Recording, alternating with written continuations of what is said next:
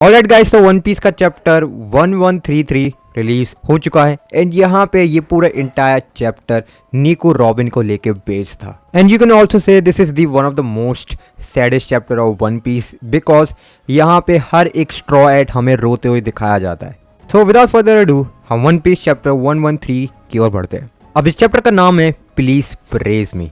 अब इस चैप्टर की शुरुआत होती है जहाँ पे हमें निको रॉबिन का पास्ट दिखाया जाता है, वो पास्ट जहाँ पे ओहारा पूरी तरीके से डिस्ट्रॉय हो चुका था। हमें पूरा फ्लैशबैक दिखाया जाता है बट किसी और के पर्सपेक्टिव से। एंड हमें यहाँ पे स्पेंडाइन दिखाया जाता है जो कि द फादर ऑफ स्पेंडाइन है, जहाँ पे वो न्यूज रिपोर्टर से बात कर रहा होता है, जहाँ पे वो ये बताता है कि जस्ट बिकॉज ऑफ निको रॉबिन मरीन फोर्ड ने अपनी बहुत सारी शिप्स को खो दिया क्योंकि निको रॉबिन ने उसको डिस्ट्रॉय कर दिया। फिर सीन चेंज होता है, हमें किड रॉबिन दिखाई जाती है जो कि अलग अलग प्लेसेस पे भाग रही होती है, जहाँ पे हमें दिखाया जाता है कि निको रॉबिन एक बुक के अंदर एक मैप को देख रही होती है जहाँ पे ओहारा लोकेटेड होता है। अब यहाँ निको रॉबिन के जो हालात थे वो बहुत ही ज्यादा क्रूशियल थे क्योंकि लिटरली निको रॉबिन एक ऐसे पॉइंट पे आ जाती है जहाँ पे उसको जो फूड है वो जमीन से उठा के खाना पड़ रहा होता है एंड वहां पे लिटरली एक डॉग भी होता है। एंड ऑनेस्टली रॉबिन को ऐसे देखना बहुत ज्यादा सैड लगता है क्योंकि रॉबिन बहुत ही ज्यादा क्रूशियल टाइम से निकली है। अब यहाँ पे हमें दूसरे लोगों के रिएक्शन दिखाए जाते हैं जो कि निको रॉबिन को ये कह रहे होते हैं कि वो एक स्कॉलर है एंड एक ऐसी इंसान जिसपे कोई इमोशन नहीं है। एंड वो यहाँ तक भी कहते हैं कि निको robin is a devil child and हमें उसको एलिमिनेट कर देना चाहिए। एंड इस टाइम पे मरीन क्या कर रही है, मरीन को नहीं दिख रहा है कि निको रॉबिन इतनी बेकार है एंड अभी तक उसने उसको एलिमिनेट नहीं किया। मरीन्स को तुरंत इमीडिएट एक्शंस लेना चाहिए। एंड ये चीज सुन के रॉबिन बहुत ज्यादा उदास हो जाती है क्योंकि robin is not an emotionless kid, उस पे है इमोशंस। एंड उस चीज को देख के वाकई में रॉबिन बहुत ज्यादा सैड हो जाती है। एंड निको रॉबिन एक ऐसे पॉइंट ऑफ टाइम में आ जाती है कि वो ये सोचती है कि इस दुनिया में रहने का क्या मतलब है, तो एक माउंटेन को क्लाइम करती है एंड वो ये सोचती है let just and my life. But वहां पे सॉल एंड उसकी मॉम आ जाती है जो कि रॉबिन को बचा लेते हैं, जहां पे रॉबिन का पास्ट वहां खत्म होता है जहां पे रॉबिन भाग रही होती है सबसे एंड उनको उन लोगों की बातें सुनाई दे रही होती है एंड रॉबिन वहां पे रोते रोते भी हंसने की कोशिश कर रही होती है। जहां पे रॉबिन को ये चीज याद रहती है, जहां पे उसकी माँ ओलिविया ये कहती है कि लिव रॉबिन, उल्टी तरफ सोल ये कह रहा होता है you must survive robin. And अब हमें प्रेजेंट की तरफ दिखाया जाते हैं जहां पे ग्रेट एरिक शिप, जहां पे वो पियर्स के पास पहुंच जाती है। एंड पियर्स एक ऐसी जगह है जो कि पूरे क्लाउड से सराउंडेड है। वो क्लाउड कोई नॉर्मल क्लाउड नहीं है, वो क्लाउड है जो कि पानी की तरह एक्ट करते हैं। उल्टी तरफ लूफी का क्रू भी वहां पे पहुंच जाता है, जहां पे लूफी एंड उसॉप बहुत ज्यादा खुश होते हैं एंड उनको सब कहता है look at this amazing place. अब जिस शिप पे लूफी एंड क्रू सफर कर रहे होते हैं वो शिप क्लाउड के दम से हवा में उड़ रही होती है, जहां पे उसॉप ये कहता है कि ये एल्बाफ तो मुझे हमेशा सरप्राइज कर रहा है। जहां पे लिलिथ ये कहती है कि एल्बाफ का जो क्लाइमेट कंडीशन है बहुत ही परफेक्ट है। वहाँ पे जो पूरा क्रू है वो मिडिल ऑफ द विलेज में इकट्ठा हो जाता है, जहाँ पे नामी रॉबिन के न्यू लुक को देखती है, जहाँ पे नामी उसको कॉम्प्लीमेंट करती है कि वाकई में तुम बहुत ही अच्छी लग रही हो। अब यहाँ पे हमें हायरूडिन दिखाया जाता है जो कि लूफी से बात कर रहा होता है, जहाँ पे वो ये कहता है कि हम हैं the giants warrior pirate crew, जहाँ पे लूफी कहता है कि बहुत दिनों के बाद दिखे हो तुम। जहाँ पे हायरूडिन ये बताती है कि मैंने तुम्हारे बारे में सारी न्यूज पढ़ी है, मुझे तो ये भी पता लगा है कि तुम अब एक योंग को भी बन चुके हो। जहाँ पे हायरूडिन ये कहता है कि हम तुम्हारे मदद के लिए हमेशा तैयार रहेंगे, मेरा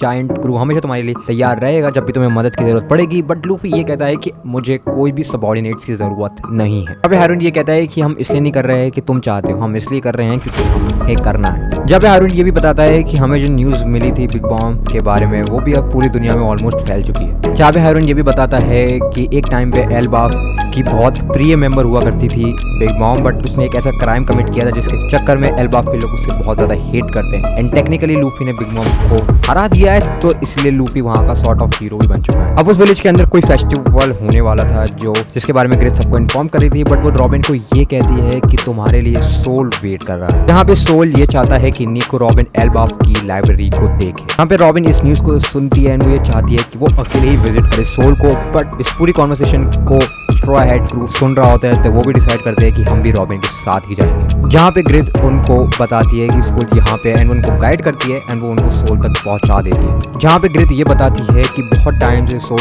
एल्बाफ में ही रह रहा है एंड वो हमारे छोटे बच्चों को एल्बाफ की हिस्ट्री के बारे में बताया करता है, जब उसम ये कमेंट करता है कि वाह, यहाँ के वॉरियर से लेके बच्चे तक भी नॉलेज को एक्नॉलेज करते हैं। यहाँ पे लूफी का पूरा क्रू वहाँ पे पहुंच जाता है एंड वो जो जगह है वो पूरी माउंटेन्स से सराउंडेड है जहाँ पे पानी फ्लो हो रहा है एंड ये सीन बहुत ही ब्यूटीफुल है। जहाँ पे हमें एक ट्री के ऊपर एक बहुत ही बड़ा हाउस दिखाया जाता है, जहाँ पे नामी ये कमेंट करती है कि भाई ये तो लिटरली पूरा एक बीच जैसा है। जहाँ पे रॉबिन बहुत ज़्यादा एक्साइटेड एंड एक टाइप से डरी हुई होती है कि वाओ, इस मोमेंट के लिए मैंने कब से वेट किया। जहाँ पे एक लड़की सडनली स्ट्रॉ हेड के पास आती है एंड वो ये इन्फॉर्म करती है कि पता नहीं सोल को किसी ने शूट कर दिया एंड अब वो बिल्कुल भी हिल नहीं रहा है। जहाँ पे जो पूरा पायलट क्रू होता है वो लिटरली शॉक हो जाता है कि ये क्या हो रहा है, बट निको रॉबिन तो आराम से हंस रही होती है। यहाँ पे वो उस बीच की तरफ जाते हैं जहाँ पे हमें सोल दिखाया जाता है जो कि कम्प्लीटली लेटा पड़ा हुआ है एंड वो बिल्कुल भी मूव नहीं कर रहा है। यहाँ पे रॉबिन जैसे ही सोल के पास आती है, सोल एकदम से चिल्लाता है, जहाँ पे सोल एकदम से हंसने लगता है एंड रॉबिन ये कहती है कि तुम्हारी लाफ अभी भी सबसे ज्यादा वियर्ड ही है। जहाँ पे सोल ये कमेंट करता है कि मुझे नहीं पता था कि मैं तुमसे कैसे मिलूंगा, तो मैंने सोचा कि एक